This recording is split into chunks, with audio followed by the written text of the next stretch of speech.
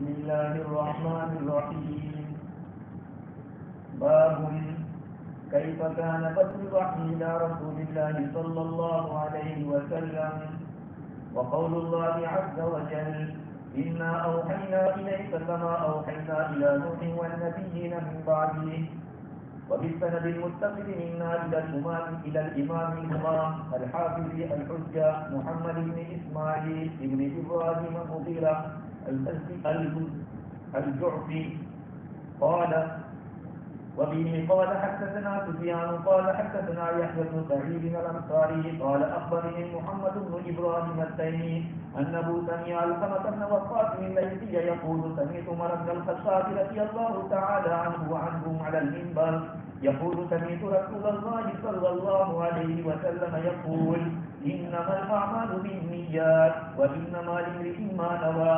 فمن كانت هجرته إلى دنيا يصيبها أو إلى امرأة ينفعها فهجرته إلى ما هاجر إليه. الحمد لله وحده والصلاة والسلام على من لا نبي بعده. أما بعد، فإن أصدق الحديث كتاب الله وخير الهدي هدي محمد صلى الله عليه وسلم وشر الأمور محدثاتها وكل محدثة ضلالة وكل ضلالة في النار. معزز و موقر علماء کرام، بزرگوں، پیارے بھائی، سب سے پہلے حق سبحانہ و تعالیٰ کا شکر ادا کرتا ہوں کہ جس نے یہ ایک سنہرا موقع عطا فرمایا. پھر میں یہاں کے اسٹاف کا اور مینجمنٹ کا ممنون اور مشکور ہوں جنہوں نے حسن ظن قائم کر کے مجھے قابل سمجھا کہ بخاری شریف کا افتتاح کراؤں. حقیقت تو یہ ہے کہ امام بخاری علیہ الرحمہ، ان کے علوم اور ان کے فقہ کو بیان کرنا ایک بہت بڑی ذمہ داری کا کام ہے. کتاب تو شروع ہو گئی ہے، اس لیے کہ ایک حدیث پر ہی جا چکی ہے، لیکن کسی بھی کتاب کو پڑھنے سے پہلے کچھ باتیں بطور مقدمے کے جاننا ضروری. مقدمہ عربی زبان کا لفظ ہے. مقدمہ کے معنی جس کو آگے کیا گیا. ایک ہوتا ہے مقدمۃ الکتاب، ایک ہوتا ہے مقدمۃ العلم. میرے سامنے 3 قسم کے لوگ ہیں. ایک تو علماء کرام، وہ تو پڑھے ہوئے ہیں، پڑھائے ہوئے ہیں، تو ان سے تو مجھے کچھ کہنا نہیں. طلبہ عزیز ہے اور عوام ہے. اس لیے مجھے ایسی بات کرنی پڑے گی کہ جو سب کے لیے نافع ہے. اگر میں کتاب کے جو مبادیات ہیں، اس کو کہیں کہ اسٹارٹر بگننگ میں جو باتیں پیش کی جاتی ہے، اگر اس کو میں ابھی شروع کر دوں تو سب کہیں گے کہ اپنا کام نہیں، یہ تو مولویوں کا کام ہے. اس لیے میں کوشش کروں گا کہ آپ لوگ سمجھیں کہ بخاری شریف ہے کیا. تو میں یہ عرض کر رہا تھا، پہلی بات تو یہ ہے کہ امام بخاری رحمۃ اللہ علیہ کی جو کتاب ہے اس میں وہ ایک ہیڈنگ لاتے ہیں اور اس ہیڈنگ کو پروف کرنے کے لیے حدیث لاتے ہیں. اسی لیے لوگوں نے کہا کہ فقہ البخاری فی تراجمی، امام بخاری کا جو فقہ ہے اس کے ترجمے کے اندر وہ جو ہیڈنگ باندھے گا پتا کرے گا کہ امام بخاری کی اس میں رائے کیا ہے. خیر، تو کتاب جب شروع کی جاتی ہے تو کس دن شروع کی جائے؟ میں نے اپنے استاد شیخ الحدیث والتفسیر مولانا سید ابرار احمد صاحب نور اللہ مرتضی سے سنا کہ مولانا طیب اعظمی رحمۃ اللہ علیہ فرماتے تھے کہ علامہ مرغینانی کتاب کو شروع کرنے کو بدھ تک ڈیلے کرتے تھے، ویڈنسڈے تک، اور وہ ایک حدیث سے دلیل کرتے تھے کہ مانی شیئن بدیہ یوم الاربعاء الا وقد تم، جو چیز بدھ کے دن شروع کی جاتی ہے وہ پوری ہو کے رہتی ہے۔ لیکن حضرت نے یہ بھی فرمایا کہ شیخ الحدیث مولانا یونس صاحب دھونپوری رحمۃ اللہ علیہ فرماتے تھے کہ پیر کے دن شروع کیا جائے، کیونکہ حضور اکرم صلی اللہ علیہ وسلم پیر کے دن دنیا میں تشریف لائے، اور اس پر وہ بھی حدیث پیش کرتے تھے کہ اطلب العلم یوم الاثنین، علم کو پیر کے دن حاصل کرو۔ لیکن آج جمعہ کا دن ہے اور یہاں کے لوگوں نے جمعہ کے دن کا انتخاب کیا، اور وہ بھی عصر کے بعد تھا۔ اس میں بھی ایک مناسبت ہے اور بڑی مناسبت ہے۔ مناسبت یہ ہے کہ حضرت انسان کا وجود جمعہ کے دن عصر کے بعد ہوا ہے۔ آدم علیہ السلام کو اللہ تعالیٰ نے جمعہ کے دن پیدا کیا، اور وہ بھی عصر کے بعد۔ اور دوسری ایک مناسبت یہ ہے کہ مرقات شرح مشکات کے اندر ملا علی قاری رحمۃ اللہ علیہ نے لکھا کہ امام بخاری رحمۃ اللہ علیہ کی پیدائش جمعہ کے دن 194 ہجری عصر کے بعد ہوئی، ایک قول کے مطابق۔ ایک قول جمعہ کے بعد کا بھی، لیکن ایک قول عصر کے بعد کا ہے۔ اور تیسری بات یہ ہے کہ جمعہ کے دن، گزشتہ جمعہ کو جیسے میں نے عرض کیا تھا اپنی مسجد کے اندر، کہ جمعہ کے دن عصر کے بعد ایک ایسی گھڑی ہوتی ہے جس میں اللہ رب العزت دعا قبول کرتے ہیں، اور صحیح حدیث سے لکھا ہے روایت سے عصر کے بعد۔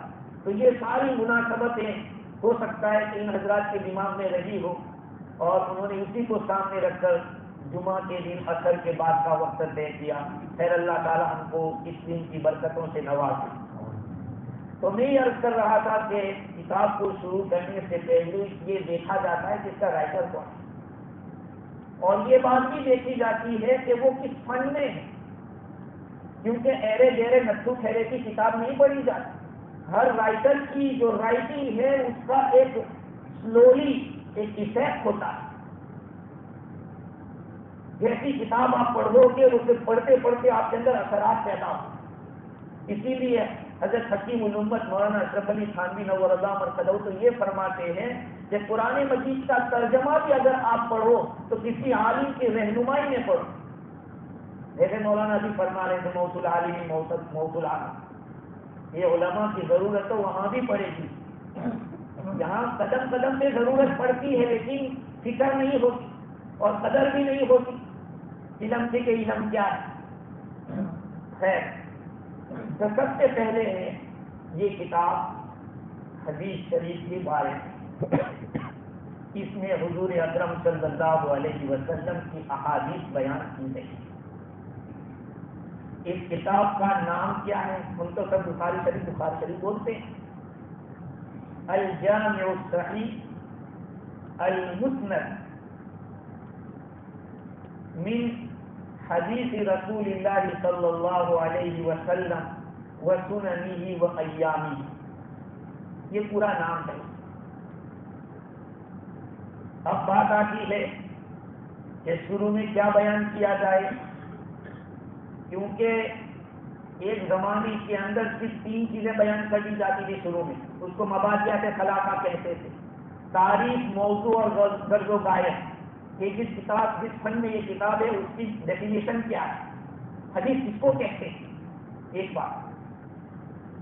اور دوسری بات کی کہ اس کا موضوع کیا ہے، اور تیسری بات ہے کہ غرض و غایت کیا ہے، اس کو پڑھا کیوں جا رہا ہے، اس کا فائدہ کیا ہوگا، اس کے پڑھنے سے ہمیں ملے گا کیا، یہ ہے غرض و غایت۔ چنانچہ لفظ حدیث اس کو اگر ڈکشنری میں آپ تلاش کرنے جاؤ گے تو اس کا ایک معنی تو نیو یعنی نیا، جدید، العصر الحدیث کہتے ہیں، نیا زمانہ۔ تو حدیث کے ایک معنی جدید کیا ہے، جو اولڈ کے مقابلے میں قدیم کے معنی، کیونکہ قرآن مجید قدیم ہے، قرآن مجید قدیم ہے، اس کے مقابلے میں یہ جدید ہے۔ اس لیے اس کو حدیث کہا گیا. اور بعض حضرات فرماتے ہیں کہ حدیث کے ایک معنی ہوتے ہیں بات. تو چونکہ حضور صلی اللہ علیہ وسلم کی باتیں اس کتاب میں لکھی ہے یا حدیث میں حضور کی باتیں ہوتی ہیں اس لیے حدیث کہتے ہیں. اور علامہ عثمانی رحمۃ اللہ علیہ نے لکھا کہ وَأَمَّا بِنِعْمَةِ رَبِّكَ فَحَدِّثْ سورہ والضحیٰ کی جو آخری آیت ہے اسی سے یہ حدیث کا لفظ نکلا ہے.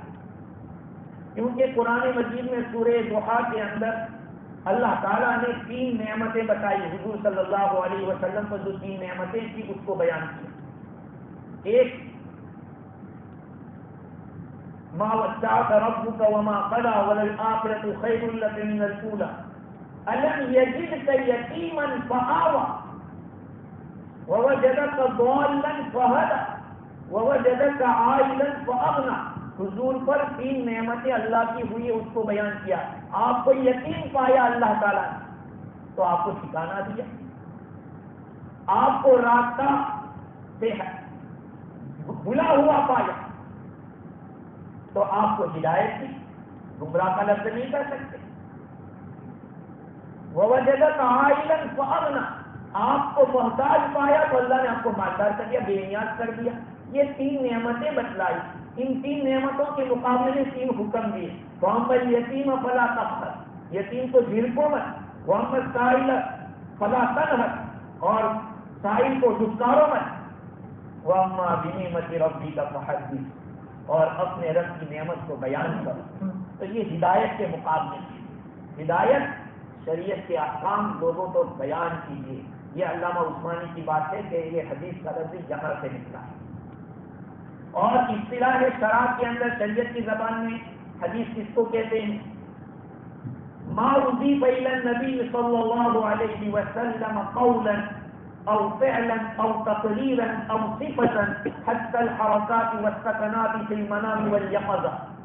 جو چیز حضور کی طرف منسوب ہو جائے کہ حضور نے یہ فرمایا، یہ حدیث، یا حضور نے یہ کیا، یہ حدیث ہے. حضور نے یہ دیکھا اور حضور خاموش رہے، یہ بھی حدیث. حدیث تقریر یعنی دیکھو ایک حدیث سناؤں کہ ایک جانور ہوتا ہے جس کو گو کہتے ہیں. یہاں بھی ہوتا ہے لیکن وہ لمبا ہوتا ہے، زمین کے اندر وہ گھومتا رہتا ہے، گو کہتے ہیں اس کو. ابھی ہنسیوں کی یہاں اس کو کھانا چاہیے نہیں، شوافی کے نزدیک کھانا چاہیے. ہوئی یہ بات کہ حضور اکرم صلی اللہ علیہ وسلم کے سامنے پکا کے رکھا گیا.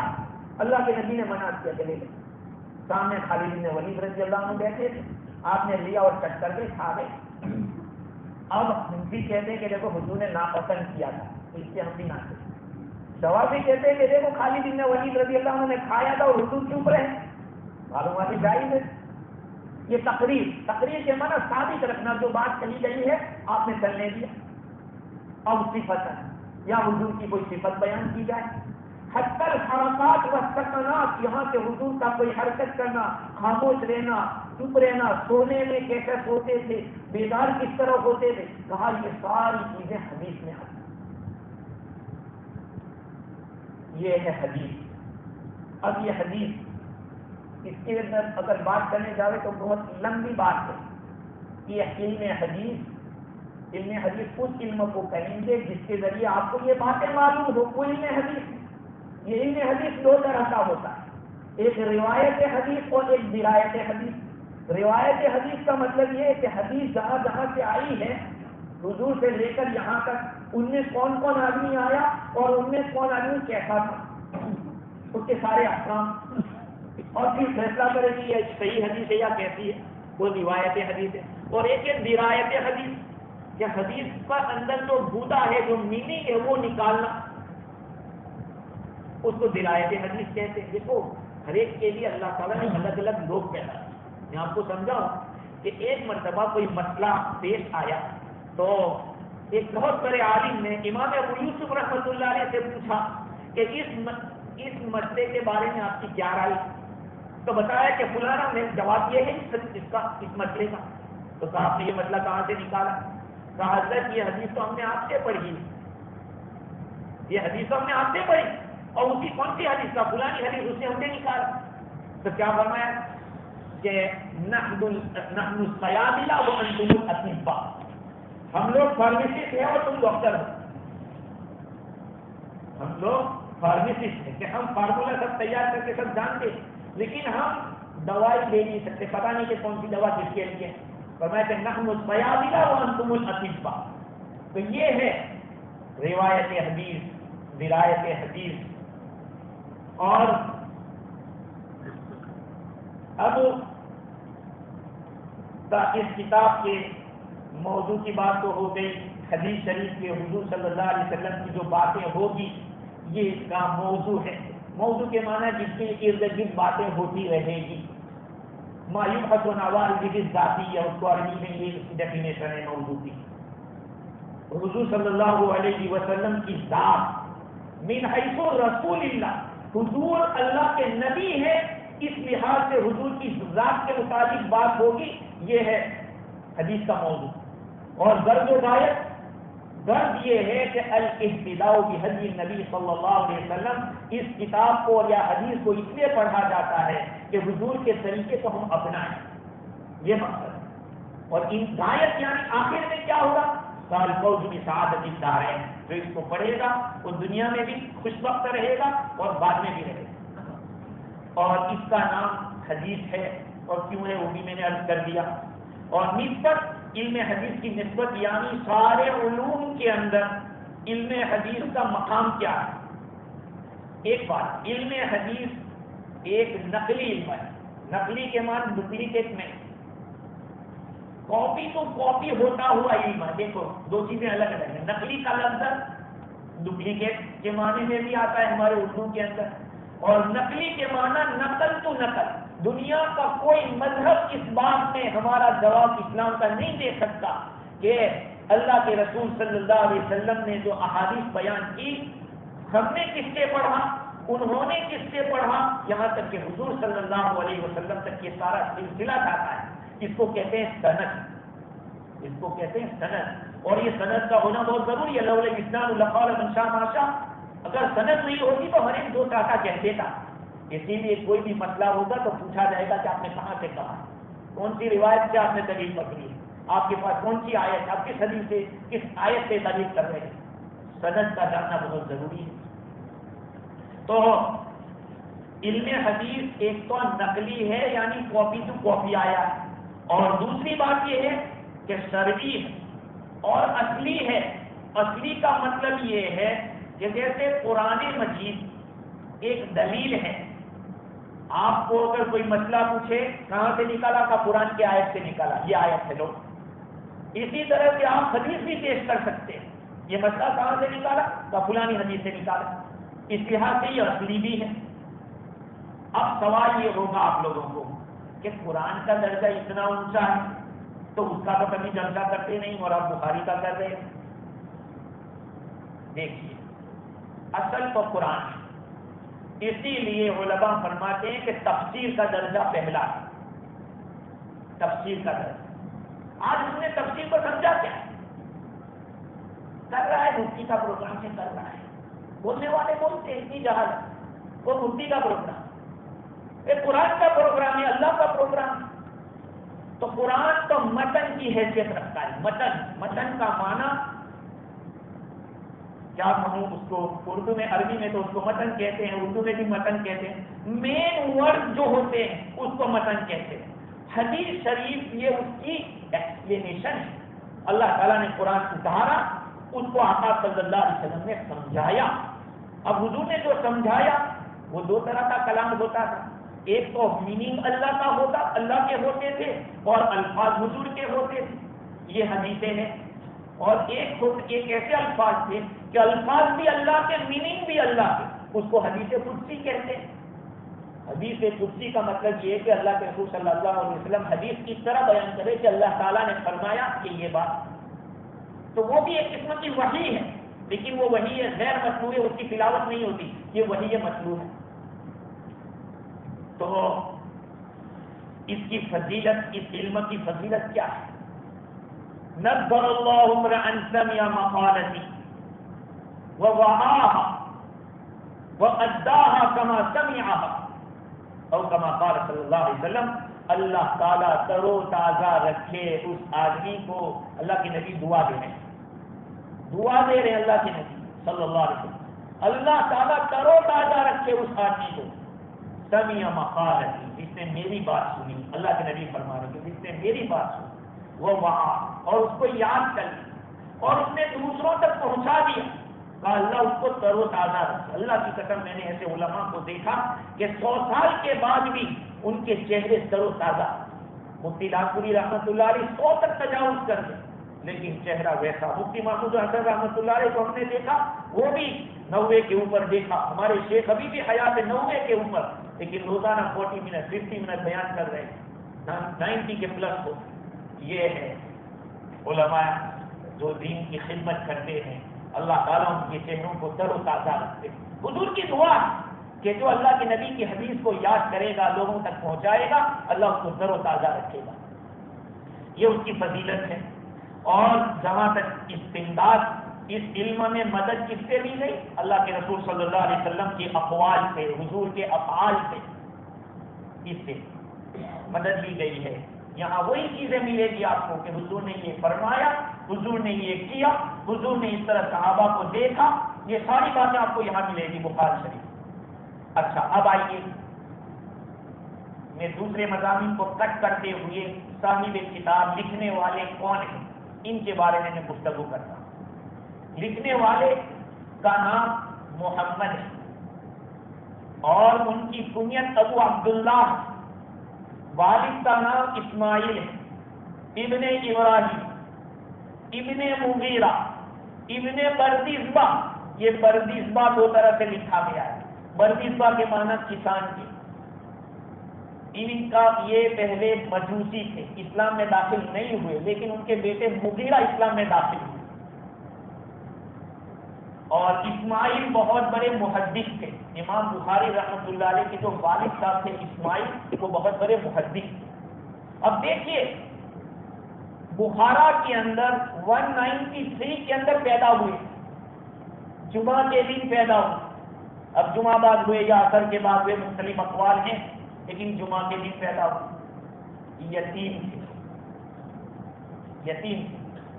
یاد رکھو میرے بھائی، اللہ تعالیٰ نے اپنے نبی کو بھی یتیم رکھا، اور یتیموں کی اگر اچھی رکھوالی کرو، ان کو دین کے اوپر لگاؤ، تو اللہ تعالیٰ ان سے کام لیتا ہے.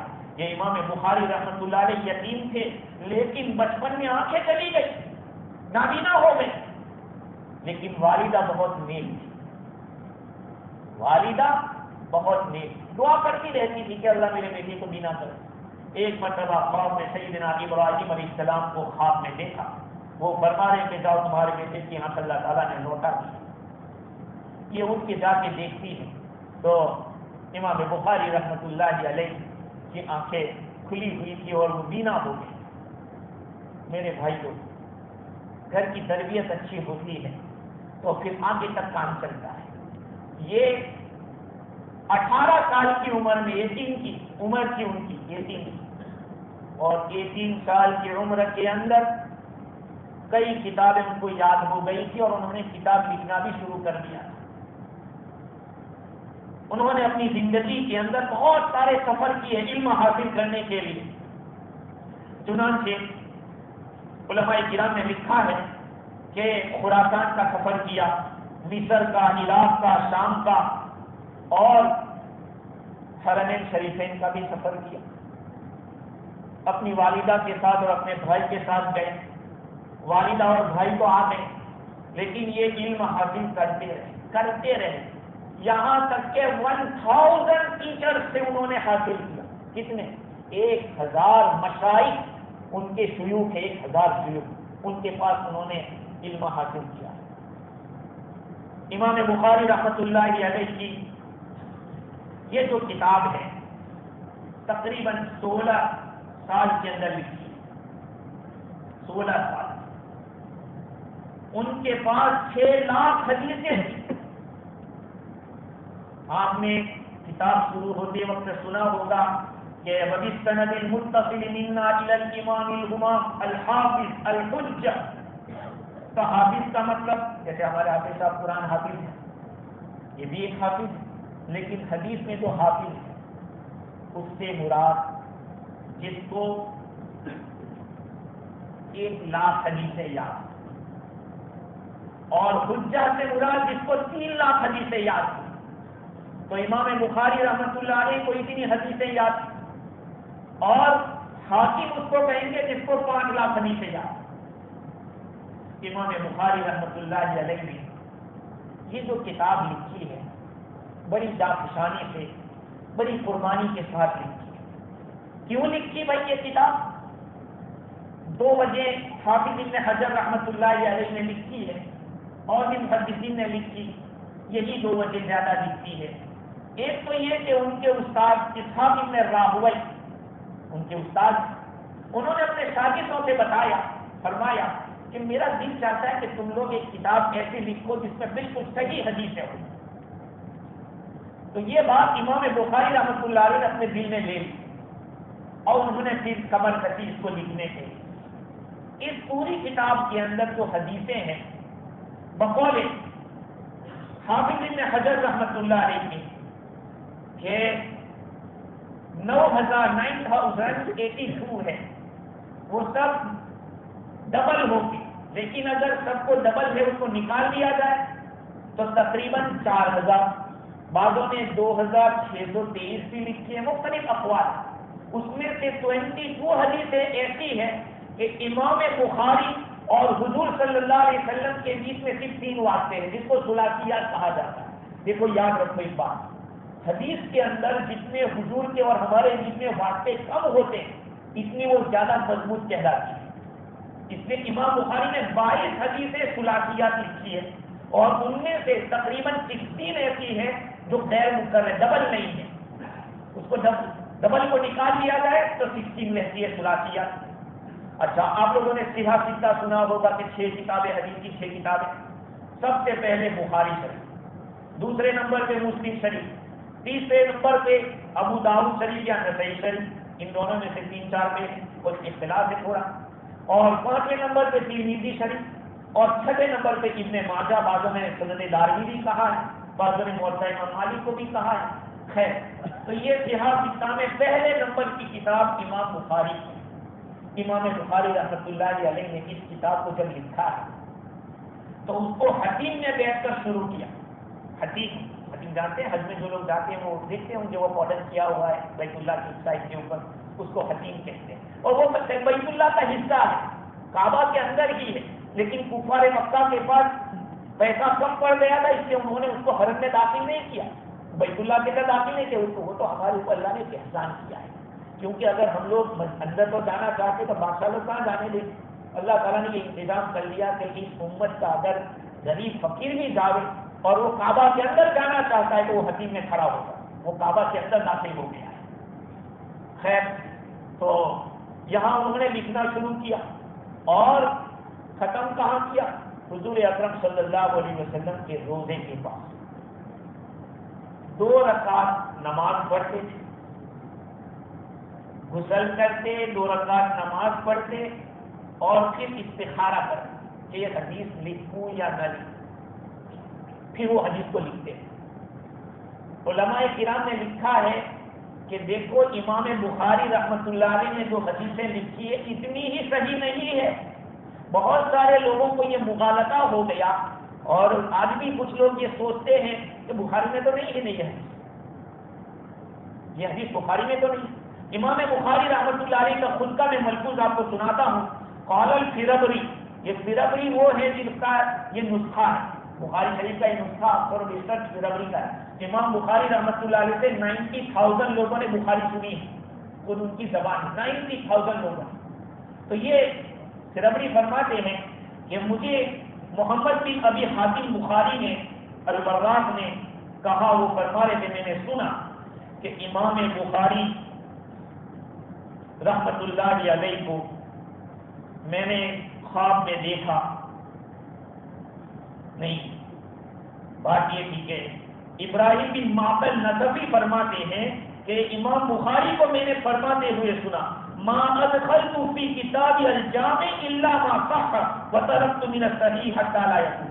میں نے اس حدیث کتاب میں جو حدیثیں لکھی وہ سب صحیح ہے، لیکن بہت ساری صحیح حدیثوں کو میں نے چھوڑ دیا تاکہ کتاب لمبی نہ ہو جاوے. ایک بات. دوسری بات یہ ہے کہ امام بخاری رحمۃ اللہ علیہ فرماتے ہیں کہ اس کتاب میں میں نے صرف صحیح حدیث لکھی ہے اور بہت ساری صحیح حدیثوں کو چھوڑ دیا. معلوم ہوا کہ دو حضرات یوں کہتے ہیں کہ بخاری میں نہیں ہے، صرف بخاری میں ہو وہی صحیح حدیث ہے، وہ غلط ہے. امام بخاری رحمۃ اللہ علیہ نے جتنی یہ حدیثیں لکھی ہے وہ اپنی جگہ صحیح ہے. امام بخاری کا مقصد کیا تھا اس حدیث کتاب لکھنے کا؟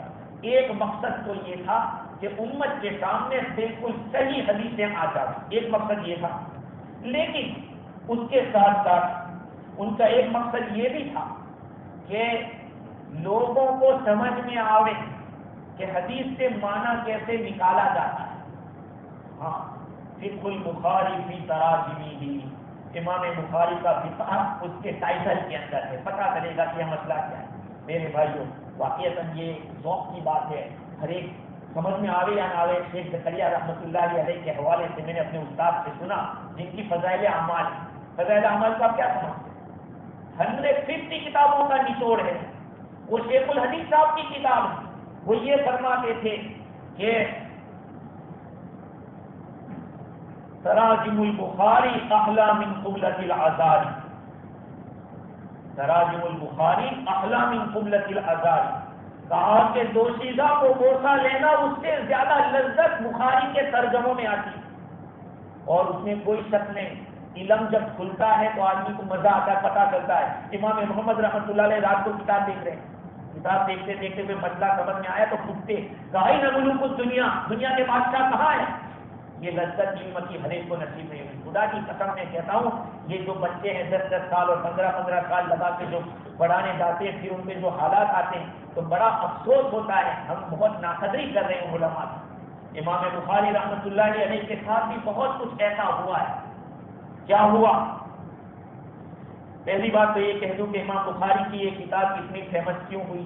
اس لیے ہوئی کہ انہوں نے حدیث کو قبول کرنے کے لیے بڑی کڑی شرطیں رکھی کہ دو یہ حدیث جس کے ساتھ بیان کرے گا، کہا کہ صرف ملاقات کافی نہیں، دیر تک ان کے ساتھ رہنا ضروری ہے.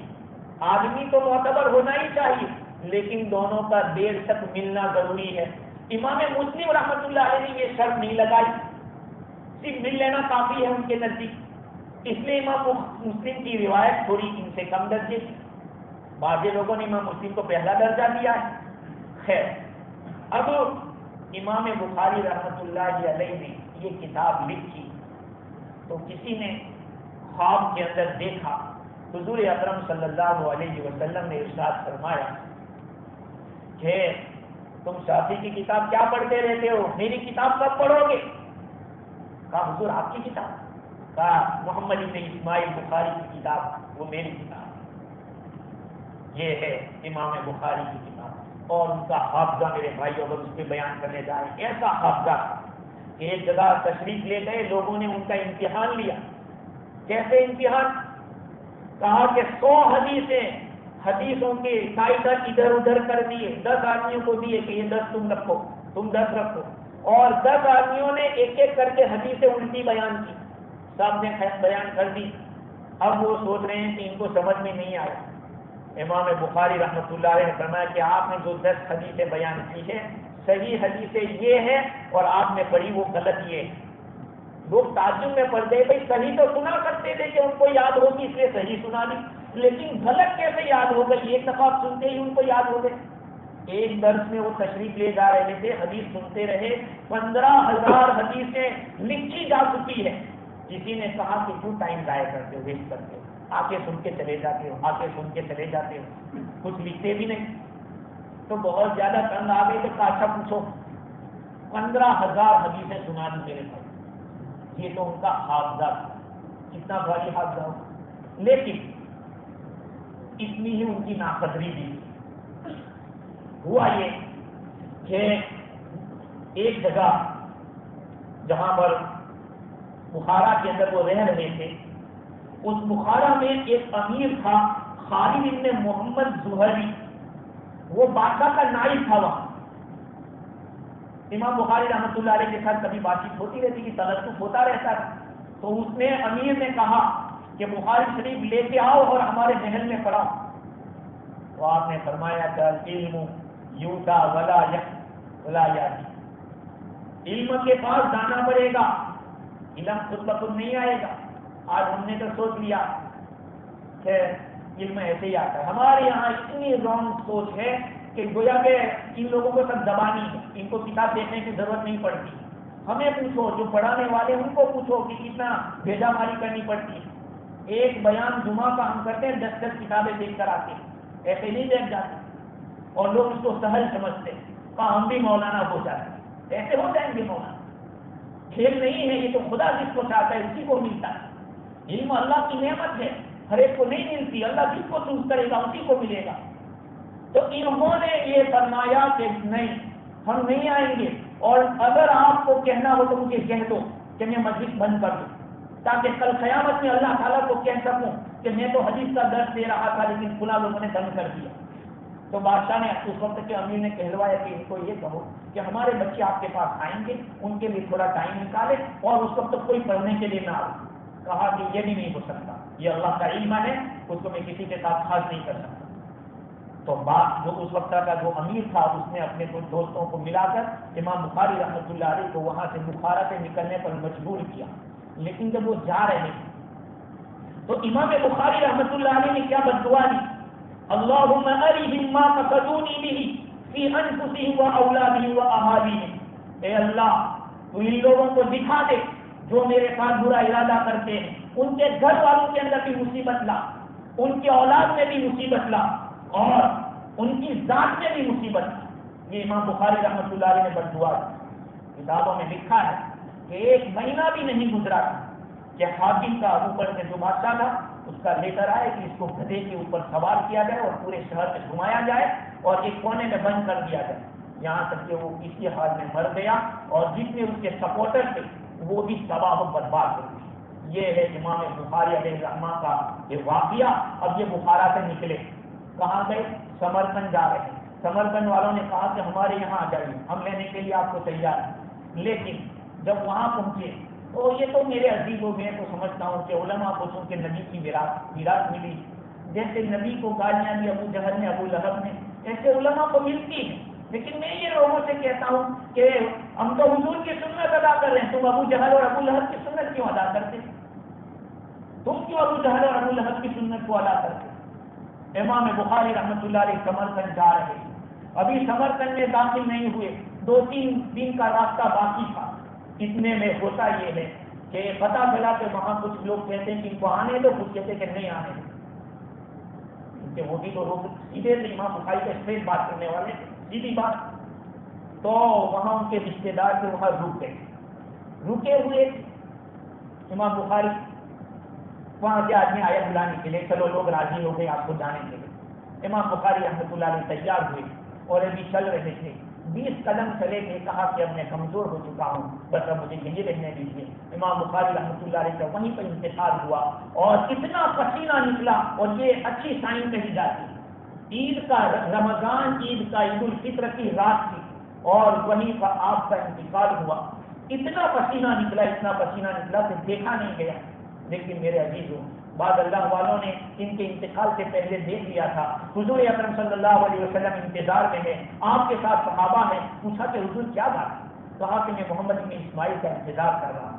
اسی دن اسی عرصے کے اندر ان کا انتقال ہوا. انتقال کے بعد کیا ہوتا ہے؟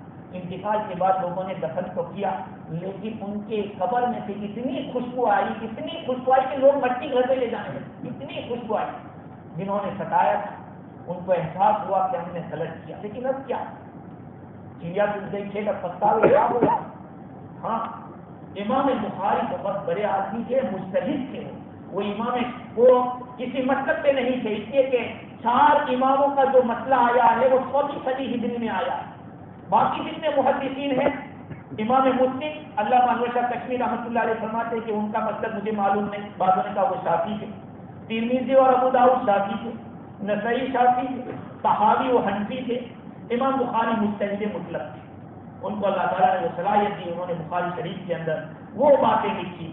اور دوسری بات یہ ہے کہ امام بخاری رحمۃ اللہ علیہ بہت ہی تقوی والے طہارت والے تھے. ایک آدمی کو ان کے والد صاحب کی بہت ساری میراث ملی تو انہوں نے سامان بیچنا کہا. ایک آدمی آیا کہا حضرت 5,000 درہم میں دیں گے؟ بات ٹھیک ہے. وہ آنے میں دیر ہو گئی. اتنے میں ایک آدمی آیا کہ حضرت میں 10,000 دیتا ہوں. کہا نہیں, میں اس کے ارادہ کر چکا ہوں کہ میں اسی کو بیچوں گا, اب تم 10 دو یا 50 دو. ایک مرتبہ آپ کی بانی آپ بیٹھے ہوئے تھے اور چل رہی تھی, چلنے کے اندر کچھ یہ ہوا کہ اس بانی کا پاؤں لگا کسی چیز کو, وہ تکلیف ہے. امام بخاری رحمۃ اللہ علیہ کو اس وقت غصہ تو آ گیا. فرمایا کئی ختم کی, کیسی چلتی ہوں, کیسی چلتی ہوں؟ تو کہا کہ کوئی جگہ ہی نہیں ہے پاؤں رکھنے کی, تو کیسے میں چلوں گی؟ امام بخاری رحمۃ اللہ نے اس کو آزاد کر دیا کہ میں نے تجھے آزاد کیا. کسی نے کہا غصے میں آپ نے آزاد کیا؟ کہا کہ میں نے اپنے نفس کو راضی کر دیا کہ تو اس کو معاف کر. تقویٰ و طہارت کے ایسے لوگ تھے, اللہ تعالیٰ ان کو مقبولیت نہیں دے گا تو کیا دے گا؟ ان لوگوں کا تقویٰ ایسا تھا. ایک مرتبہ کوئی مسافر خانہ بن رہا تھا بخارا کے باہر یا کسی جگہ. امام بخاری رحمۃ اللہ نے خود گئے اور اینٹیں لگا رہے ہیں. کسی نے کہا حضرت کافی ہو گئے. کہا کہ یہ مجھے کام آئے گی. کیا فرمایا؟